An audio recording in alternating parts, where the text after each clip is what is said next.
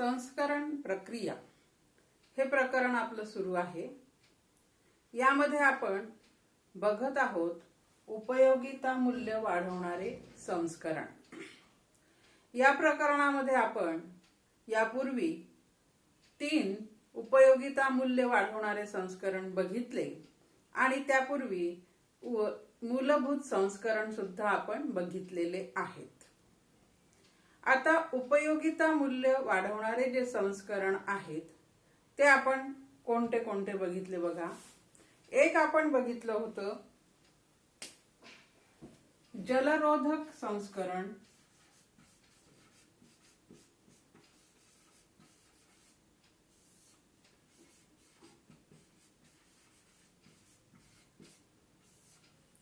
दुसरं आपण बघितलं अग्निरोधक संस्करण,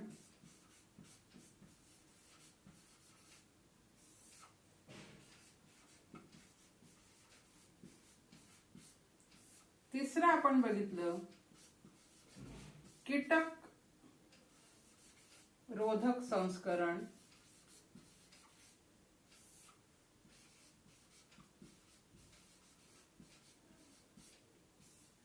आणि आता आपण चौथं बघणार आहोत। हे 3 आपण बघितले, आता चौथं आपण बघणार आहोत बुरशी रोधक संस्करण।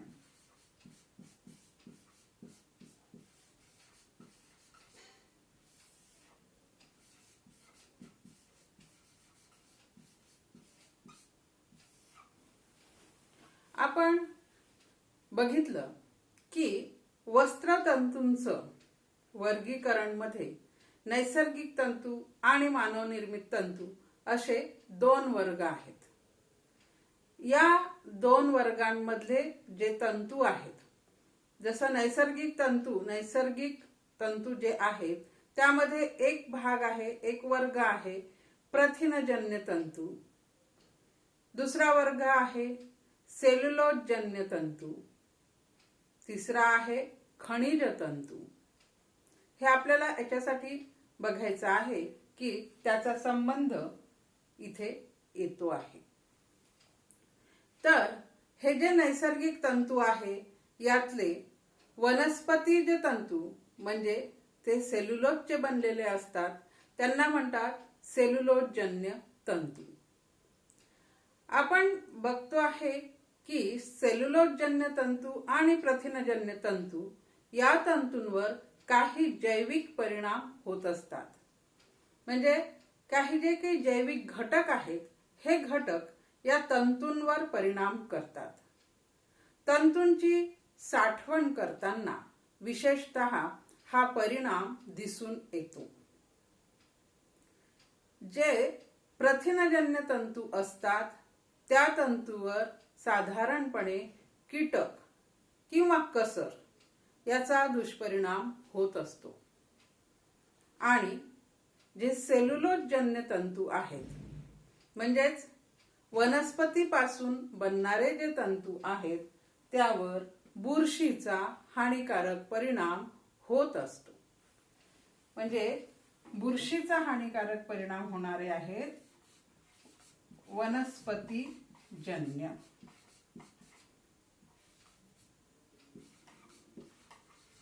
किंवा सेल्युलोजजन्य।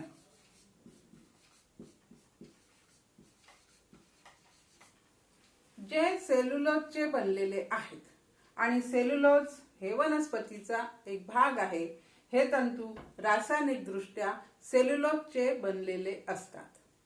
तर असे सेल्युलोजचे बनलेल्या तंतूंवर जर ते ओलसर असतील किंवा दमट वातावरणामध्ये आपण ठेवून दिले असतील तर त्याला बुरशी लागण्याची शक्यता असते। मग हे सेल्युलोजजन्य तंतू कोणकोणते, तर साधारणपणे सुती तंतू, लिनन,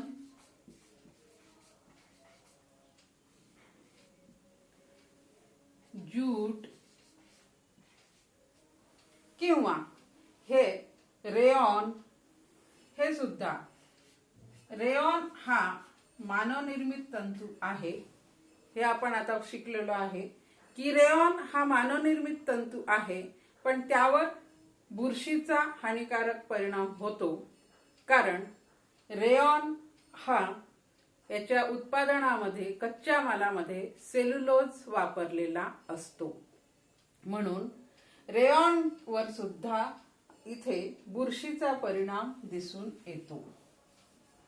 तर सुतीतंतू, लिनन तंतू, रेयॉन तंतू किंवा हे संमिश्र सुती लिनन हे मिळून काही बनलेले कपडे असतील, त्याच्यापासून संमिश्र कपडे बनतात. हे तंतू दुसऱ्या तंतूंमध्ये मिसळून जे कपडे बनतात त्यांना म्हणतात संमिश्र कपडे. तर अशा संमिश्र कपड्यांना सुद्धा बुरशी लागते. हे कपडे ठेवून देताना किंवा दमट राहिले असता त्यावर बुरशीचे काळे डाग आपल्याला दिसतात आणि त्यामुळे ह्या सेल्युलोजजन्य तंतूंवर हे बुरशीरोधक संस्करण केलं जाते. हे बुरशीरोधक संस्करण केल्यामुळे ह्या कपड्यांवर बुरशी येत नाही. ते आपण ठेवून देताना जास्त काळजी घेण्याची आवश्यकता राहत नाही आणि म्हणून ह्या बुरशी हे जे सेल्युलोजजन्य तंतू आहे त्यांच्यावर बुरशी येत नाही आणि ते दीर्घकाळ टिकतात. म्हणजे या संस्करणामुळे त्याचा टिकवण काळ वाढतो. तर असं हे संस्करण, बुरशीरोधक संस्करण, जे सुतीतंतू, लिनन तंतू, रेयॉन तंतू किंवा यांपासून बनलेले संमिश्र कपडे या तंतूंवर हे बुरशीरोधक संस्करण केल्या जाते. तर हे झाले आपले उपयोगिता मूल्य वाढवणारे संस्करण. 4 संस्करणाचा अभ्यास आपण इथे केलेला आहे. पहिला आपण बघितलं होतं जलरोधक संस्करण. हे संस्करण आपण एकदा परत बघू. हे संस्करण केल्यामुळे वस्त्रातून हवा आणि पाणी हे जाऊ शकत नाही. याचं चांगलं उदाहरण म्हणजे रेनकोट, जे रबरचं आवरण असणारे पोलीस दलातले रेनकोट. अर्थात हे जे संस्करण आहे हे सिंथेटिक रबरच्या साह्याने किंवा रसायनाच्या साह्याने होते. नैसर्गिक रबर इथे उपयोगी पडत नाही. नैसर्गिक रबर थोडं या संस्करणासाठी थोडं कमी पडते किंवा त्याच्यामध्ये तितकं मूल्य म्हणजे ती कपॅसिटी त्याच्यामध्ये नसते. तर इथे प्रामुख्याने सिंथेटिक रबरचा वापर करून हे संस्करण करतात. मालवाहक करताना त्याच्यावरती आच्छादन म्हणून जे कापड वापरतात त्या कापडाला सुद्धा जलरोधक संस्करण केलेलं असते. त्यामुळे हे कापड पावसापासून त्या मालाचं संरक्षण करतात. पेहरावामध्ये मात्र अशा प्रकारचं जलरोधक संस्करण वापरता येत नाही. मग इथे थोडं वेगळं संस्करण केले जाते. ह्या जलरोधक संस्करणामध्ये थोडं मॉडिफिकेशन झालेलं आहे, आधुनिकीकरण तिथे आलेलं आहे आणि एक नवीन प्रकारचं संस्करण इथे होते. तिथे त्याला म्हणतात सूक्ष्म सच्छिद्र जलरोधक संस्करण. सूक्ष्म सच्छिद्र जलरोधक संस्करण याच्यामध्येच, या शब्दांमध्येच त्याचा अर्थ दिसतो की याच्यामध्ये सच्छिद्र असं हे संस्करण केलेलं आहे. सूक्ष्म छिद्र याच्यामध्ये आहेत. तर हे करताना जे कापड असते त्याच्या आतमधून एक अतिशय पातळ असा पापुद्रा दिलेला असतो आणि या पापुद्र्याला सूक्ष्म छिद्र ठेवलेले असतात. असंख्य असतात. असंख्य सूक्ष्म छिद्र इथे आहेत आणि हे छिद्र इतके सूक्ष्म आहे की त्यातनं पाणी आणि हवा आरपार जाऊ शकत नाही. पाणी आणि हवा आरपार जाऊ शकत नाही, परंतु वाफ मात्र त्यातनं सहज बाहेर पडू शकते. यातनं वाफ बाहेर पडू शकते, म्हणून हे कपडे आपल्याला सुसह्य होतात. आणि मग असं संस्करण केलेल्या वस्त्राचा उपयोग रेनकोट मध्ये किंवा पावसाळ्यातले जॅकेट आहेत, पावसाळी टोप्या आहेत, पावसाळी हातमोजे आहेत, अशांमध्ये हे संस्करण केलेले वस्त्र वापरतात. म्हणजे जलरोधक संस्करण मध्ये दोन प्रकारचं संस्करण होते. एक पूर्णपणे जलरोधक, दुसरं ही जलरोधकच आहे, पाणी त्याच्यातनं येत नाही, याच्यातनंही पाणी येत नाही, परंतु त्या सूक्ष्म सछिद्र जलरोधक संस्करण मधून मात्र त्या वस्त्रातून वाफ आरपार जाऊ शकते आणि म्हणून ते वस्त्र वापरायला थोडे सोयीस्कर असतात. म्हणून ते रेनकोट मध्ये वगैरे वापरतात. आणि पूर्णपणे जलरोधक संस्करण केलेले कपडे हे सामानाची ने-आण करण्याच्या त्या कपड्यात असतात किंवा काही रबर कोटिंग रेनकोट मध्ये असतात. दुसरं आपण बघितलं अग्निरोधक संस्करण. आता बघा, अग्निरोधक संस्करण म्हणजे अगदी आग लागली आणि कपड्यांनी ती वाचते असं नाही. अग्निरोधक संस्करणाचा उद्देश असा असतो की ती आग वस्त्रामध्ये पसरायला नको किंवा ती आग पसरायला नको. हे संस्करण केलेले जे कपडे असतात हे प्रामुख्याने ज्या ठिकाणी अग्नीचा संबंध आहे, ज्या ठिकाणी आगीचा धोका आहे, अशा क्षेत्रामध्ये ह्या संस्करणाचे वस्त्र वापरतात. अग्निरोधक म्हणून खरं तर ॲस्बेस्टॉस आणि काच हे दोन तंतू अग्निरोधक तंतू आहेत. आणि बाकी सगळे तंतू आपण बघतो की हे जळतात. उष्णतेने, ज्वालांनी हे तंतू जळतात. आणि पेहरावामध्ये ॲस्बेस्टॉस वापरत नाहीत. तर मग आपल्या कपड्यांवर अशा प्रकारचं संस्करण करून या कपड्यांपासून, आगीपासून व्यक्तीचा बचाव होऊ शकतो. अशा प्रकारचं संस्करण इथे केलं जाते. आणि मग जिथे अग्नीचा संबंध आहे असे जे क्षेत्र आहेत, जसं बारूद, गोळा बारूदचे कारखाने आहेत किंवा तुमचं संरक्षक दल आहे किंवा मग ज्या ठिकाणी मोठ्या प्रमाणामध्ये फटाके वगैरे निर्माण होतात असे क्षेत्र आहेत, तर अशा बऱ्याच ठिकाणी अग्निशामक दल आहे. महत्वाचं म्हणजे आग विझवण्यासाठी जे दल असते त्याला म्हणतात अग्निशामक दल. कुठेही आग लागल्यानंतर या दलाला बोलावले जाते आणि ती गाडी, ते पाणी घेऊन हे लोक जातात. तर त्यांचे जे कपडे आहेत आणि अग्निशामक दलातले लोक आग विझवताना आगीच्या संपर्कामध्ये येतात, त्यामुळे त्या लोकांच्या कपड्यांमध्ये अग्निरोधक संस्करण केलेले वस्त्र त्यांच्या पोशाखासाठी वापरले जातात. इथे आगीचा जवळून संबंध आहे, इथे व्यक्तीच्या जीवाला धोका असतो.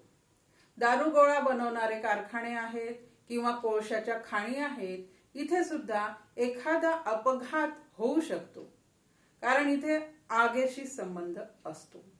मग इथे उष्णतेने जर एखादा अपघात झाला तर अशा वेळेला याही कामगारांच्या जीवाला धोका असतो. म्हणून तिथे अग्निरोधक संस्करण केलेले वस्त्र वापरतात. हे आपण बघितलेलं आहे. तर असं हे अग्निरोधक संस्करण अशा विविध उपयोगासाठी येतं, उपयोगासाठी करतात. यामुळे कपड्याचा उपयोगिता मूल्य वाढते. आपण बघितलं जलरोधक संस्करण केल्यामुळे सुद्धा त्या कपड्यांचा विशिष्ट ठिकाणी उपयोग होतो. अग्निरोधक संस्करण केलेल्या कपड्यांचा सुद्धा विशिष्ट असा खास उपयोग होत असतो. त्यानंतर आपण बघितलं कीटक रोधक संस्करण.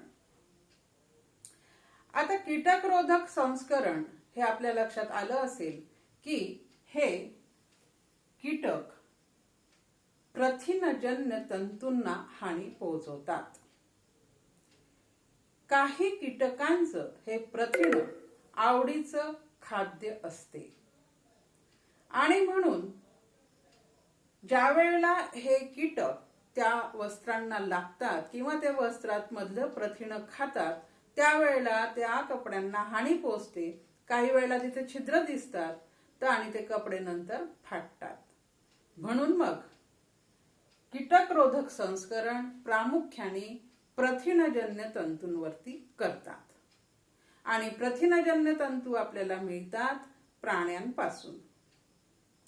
प्राण्यांचे जे केस आहेत, लोकर जी आहे ही लोकर किंवा वैशिष्ट्यपूर्ण केस तंतू किंवा रेशीम हे 3 प्रथिनजन्य तंतू आहेत. या तंतूंवर कीटकांचा हानिकारक परिणाम होतो म्हणून त्या वस्त्राचं त्या तंतूचा बचाव करण्यासाठी त्याला टिकवण्यासाठी कीटकरोधक संस्करण त्याच्यावरती करतात. कीटकरोधक संस्करण केल्यामुळे वस्त्रामध्ये जे प्रथिन आहेत ते प्रथिन खायला कीटक जर गेले तर ते एकतर मृत पावतात किंवा ते खाऊ शकत नाही आणि उपासमारीने ते मृत पावतात. तर अशा प्रकारे मग आपल्या कपड्यांचं संरक्षण होते.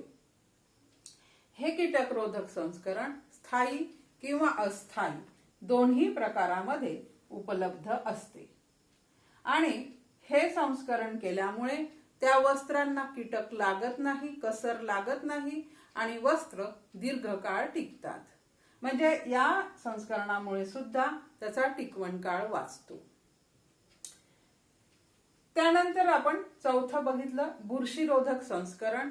हे सामान्यतः सेल्युलोजन्य तंतूंनाच लागते. सेल्युलोजन्य तंतू नैसर्गिक जे आहेत ते आणि रेयॉन हा मानवनिर्मित तंतू ज्याच्यामध्ये सेल्युलोज वापरलेला आहे त्याला सुद्धा बुरशी लागते आणि मग बुरशी लागली की हेही कपडे खराब होतात. यावरती काळे ठिपके दिसतात म्हणजे डाग पडतात आणि त्यांचे तिथे ते कपडे चुरचुरीत सुद्धा होतात. मग अशा वेळेला ह्याही कपड्यांचा टिकवण काळ वाढवण्यासाठी याला बुरशी लागू नये म्हणून बुरशीरोधक संस्करण केल्या जाते. त्यामुळे हे कपडे दीर्घकाळ टिकतात. तर अशा प्रकारे आपण 4 उपयोगिता मूल्य वाढवणारे संस्करण बघितलेले आहेत. आता यापूर्वी आपण बघितले होते मूलभूत संस्करण आणि आता बघितले आपण उपयोगिता मूल्य वाढवणारे संस्करण. आता या 2 संस्करणामध्ये काय फरक असतो ते आपण बघू.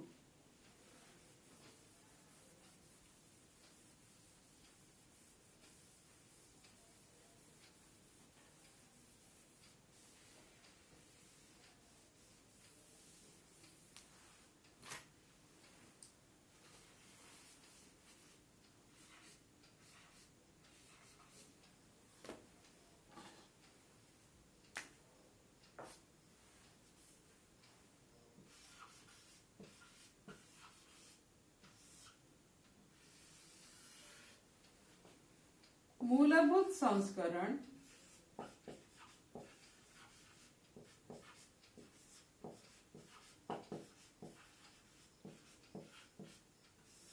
आणि उपयोगिता मूल्य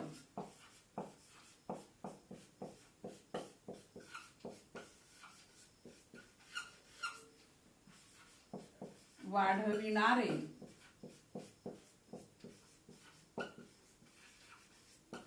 संस्करण. आता याच्यामध्ये काय फरक असतो?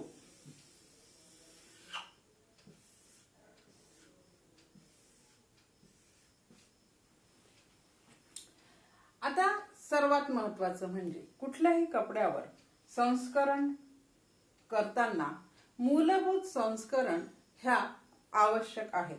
म्हणजे हे पूर्व प्रक्रिया म्हणून कुठल्याही कपड्यावर करणं अत्यंत आवश्यक असते. म्हणजे याला आपण म्हणू पूर्व प्रक्रिया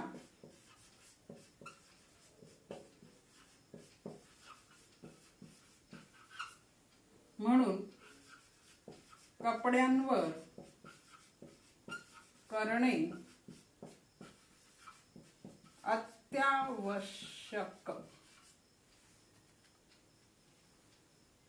किंवा आवश्यक करू आपण.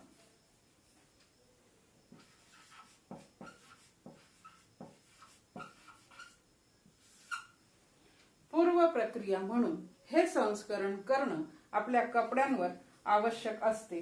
हे संस्करण केल्यानंतर इतर संस्करणं केल्या जातात. तर उपयोगिता मूल्य वाढवणारे संस्करण हे पूर्व प्रक्रिया किंवा सर्वसाधारण गटातील संस्करण केल्यानंतर करतात. म्हणजे सर्वसाधारण गटातील संस्करणानंतर करतात. हे सुरुवातीला करतात. मूलभूत संस्करण हे वस्त्रावरती सुरुवातीला करतात आणि उपयोगिता मूल्य वाढवणारे संस्करण हे संस्करण झाल्यानंतर करतात. हे साध्या आणि सोप्या भाषेमध्ये आहे. आता दुसरा फरक याच्यामध्ये असा आहे की उद्देश काय असतो.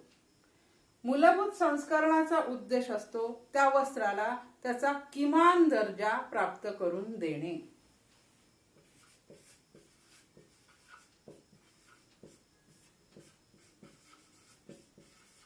किमान दर्जा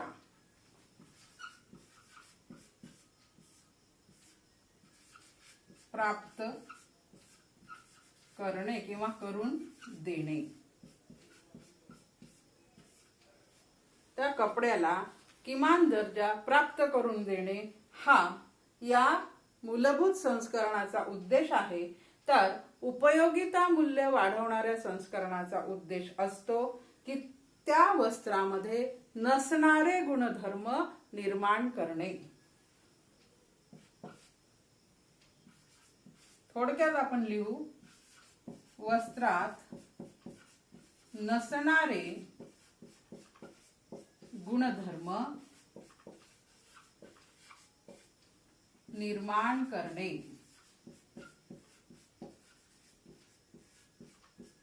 बघा, आपण बघितलं की हे जे चार आपण बघितले उपयोगिता मूल्य वाढवणारे संस्करण, त्यामध्ये आपण पाहिलं की प्रत्येक संस्करण केल्यानंतर त्या वस्त्रामध्ये तो गुणधर्म निर्माण झालेला दिसतो. मुळात हा गुणधर्म कपड्यामध्ये नसतो, परंतु हे संस्करण केल्यानंतर त्या कपड्यांमध्ये विशेष असे गुणधर्म निर्माण होतात आणि मग त्यांचा उपयोग वेगळा होऊन जातो त्या कपड्यांचा. तर हा दुसरा फरक आहे की मूलभूत संस्करण केल्यानंतर त्या वस्त्राला किमान दर्जा प्राप्त होतो. ते एक व्यवस्थित आणि चांगलं कापड तयार होते. आणि उपयोगिता मूल्य वाढवण्याचा उद्देश असतो की कपड्यामध्ये नसणारे संस्करण, नसणारे गुणधर्म निर्माण होणे. तिसरा फरक हा आपण उदाहरणांमध्ये घेऊ शकतो. जसं इथे विरंजन किंवा खळ देणे, कुठलेही उदाहरण आपण इथे लिहू शकतो. याच्यामधले इथे अग्निरोधक,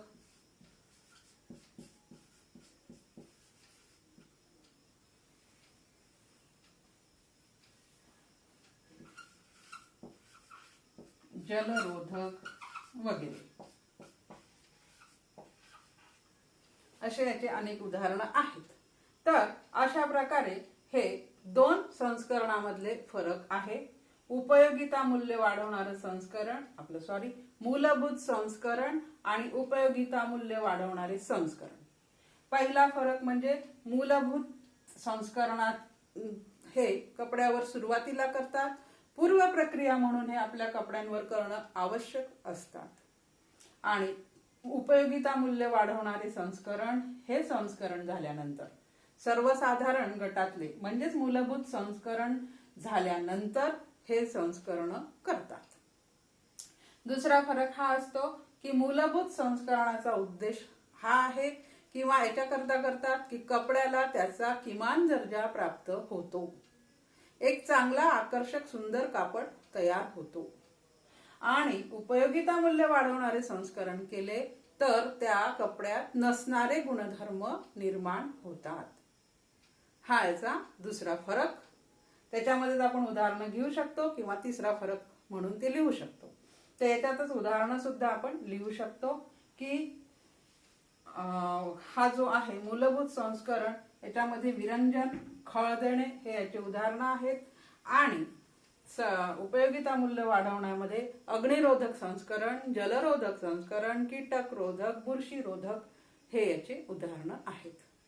तर अशा प्रकारे उपयोगिता मूल्य वाढवणारे संस्करण प्रक्रिया आपण बघितलेल्या आहेत. यानंतर आपण पुढे दुसरा मुद्दा बघू.